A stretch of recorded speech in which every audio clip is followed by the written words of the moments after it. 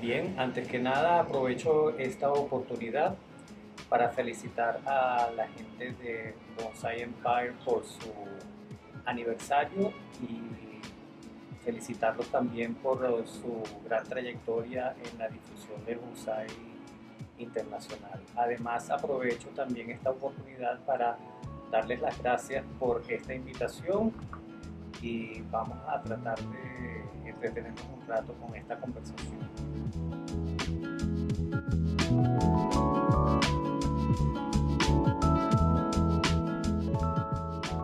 Bien, otra de las inquietudes es saber si debo utilizar la forma de crecimiento o el patrón de crecimiento de los árboles para no caer siempre en el referente de la triangulación y así no tornar todos nuestros diseños en triángulos. Cuando queremos hacer un diseño correcto, debemos entender muy bien con qué grupo taxonómico estamos trabajando, bien sean coníferas o latifoliadas. Eh, en ambos casos debemos ser muy cuidadosos con los detalles que conforman su estructura natural. Bien, no pasa lo mismo cuando estamos trabajando con uno solo de los grupos taxonómicos. Si estamos trabajando dentro del grupo de las latifoliadas, trabajaremos siempre como latifoliadas, pero con muchas diferencias y variantes entre ellas. Cuando estamos trabajando con coníferas, podemos hacer muchas variantes dentro de su estructura natural. Bien, yo estoy de acuerdo con tomar el referente de la especie para facilitar el desarrollo fisiológico del árbol, pero no como un camino estricto para hacer o estructurar nuestros diseños. Por otra parte, no estoy de acuerdo en utilizar los referentes de la naturaleza como un método estricto de diseño, solamente porque así la naturaleza lo indique. Si nosotros hacemos esto, vamos a dejar de ser creativos y vamos a dejar de fluir en nuestro diseño. Bien, no hay que olvidar que el bonsai es un arte y como mecanismo de expresión personal debe funcionar. Como por ejemplo, nosotros podríamos hablar de este ejemplar que tenemos aquí en este momento en la escena. Yo podría decir que este árbol, por su especie, nunca crecería con las proporciones que nosotros estamos manejando en este caso. Normalmente ellos en la naturaleza son de troncos mucho más esbeltos y mucho más altos. Su proporción no se maneja tan compacta como se maneja este ejemplar en este caso. Entonces, otra de las cosas que lo puede diferenciar es esa forma tan estructurada, tan perfecta, tan alta, tan, tan impecable de resolverse. No sucede en la naturaleza. Son mucho más impredecibles de lo que en este caso estamos viendo. Ahora voy a cambiar este árbol y voy a colocar aquí otro árbol de la misma especie con una estructura totalmente diferente a pesar de ser también un árbol de posición erguido. Este es el ejemplar del que les estaba hablando. Fíjense, es la misma especie que el bonsai anterior, pero su estructura, a pesar de ser también un elemento erguido, es totalmente diferente. Eh, no debemos dejarnos limitar por el tema especie, debemos aprovecharnos del tema especie para incrementar su crecimiento, para facilitar su crecimiento y su desarrollo, pero no para limitar el tema diseño. Bien, fíjense, el otro árbol era un árbol erguido, plácido, un árbol como de sabana, ¿no? De esteros de sabana en las llanuras tropicales, y de repente nos encontramos con un árbol mucho más potente, con una gran cantidad de madera muerta, que habla mucho de dinámica, de movimiento, de intención, de un sentimiento mucho más profundo y menos placentero. Es un árbol con más fuerza, un árbol más sufrido, un árbol que se nota que ha pasado por cosas difíciles en la vida, cosas que el otro no lo tiene. Bien, este es uno de mis árboles preferidos de mi colección, al igual que el otro, por eso los estoy mostrando en este momento. Son árboles con un encanto especial y donde yo considero que supe aprovechar muy bien su especie. Otra de las cosas que podría decir sobre este diseño, de este interesante diseño, es que la diferencia tan fuerte entre su segunda rama o elemento segunda rama, aquí del lado derecho de la composición, y su elemento primera rama del lado izquierdo de la composición, eh, forza un movimiento o una intención dinámica muy fuerte que el diseño del árbol anterior no lo tiene, porque es mucho más plácido, donde las dos ramas, primera y segunda, están un poquito más cerca una de la otra en cuanto a su diferencia con respecto a la horizontal. Bien, otra de las cosas interesantes de este diseño es cómo marca una intención dentro de esa dinámica con mucha fuerza en las líneas que van hacia el lado izquierdo de la composición, dejando así ver un claro ejemplo de lo que podría ser un diseño contemporáneo dentro de la naturaleza tropical.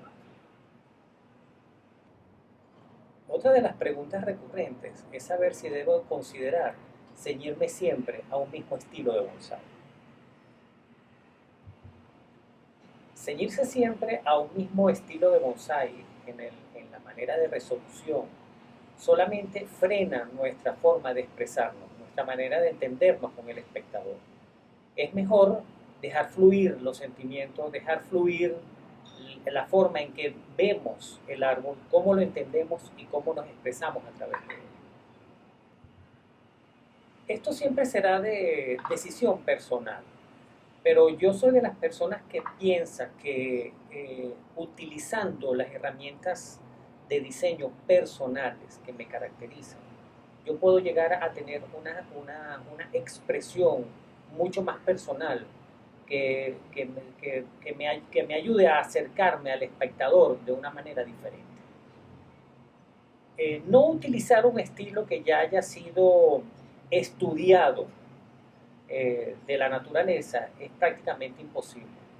Todos los estilos que existen en la naturaleza han sido estudiados hasta ahora por uno o por otro artista. Si nosotros tenemos todo ese background de conocimiento que nos va a alimentar en el momento de decidirnos por un estilo a otro, nosotros debemos saber utilizarlo y aplicarlo de manera inteligente. Yo no diría que me gusta amarrarme a un estilo.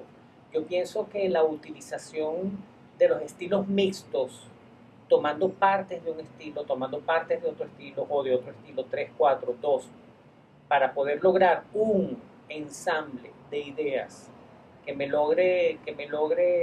dé la capacidad de expresarme de forma entera con ese árbol, me parece que es lo ideal. Por ejemplo, retomando un poco la idea del tema que toqué anterior, en este momento tengo al lado mío un ejemplar que es de la misma especie que los anteriores, un cloroleuco, y está resuelto de una forma totalmente diferente. Eh, en los tres casos son árboles recolectados que nunca fueron ni se parecieron a lo que nosotros vemos en este momento. Este era un árbol de carácter erguido, era un triple tronco, ahora resultó ser una cascada de un solo tronco, con mucha madera muerta, cuando en la naturaleza ellos no tienen ese carácter de naturaleza, de madera muerta. Entonces, qué es lo que lo hace interesante? ¿Qué es lo que lo hace apasionado? Precisamente es esa forma de resolución donde nosotros podemos expresarnos, donde nosotros podemos poner parte de nosotros mismos como sentimientos sobre la obra. Si nosotros no logramos expresarnos a través de la obra, nunca vamos a lograr que la gente nos entienda de una manera especial. Una de las preguntas más recurrentes hoy en día es si el bonsái naturalista es más contemporáneo o no. Bien, desde mi punto de vista, el bonsái naturalista es solamente otra forma de expresión dentro del mundo del bonsái. Es otra forma más de ver el bonsai, es otra forma más de diseñar, es otra forma más donde nosotros podemos expresarnos. Es un mundo totalmente diferente, es un mundo especial, sí, claro, pero no es más que otra forma de expresión.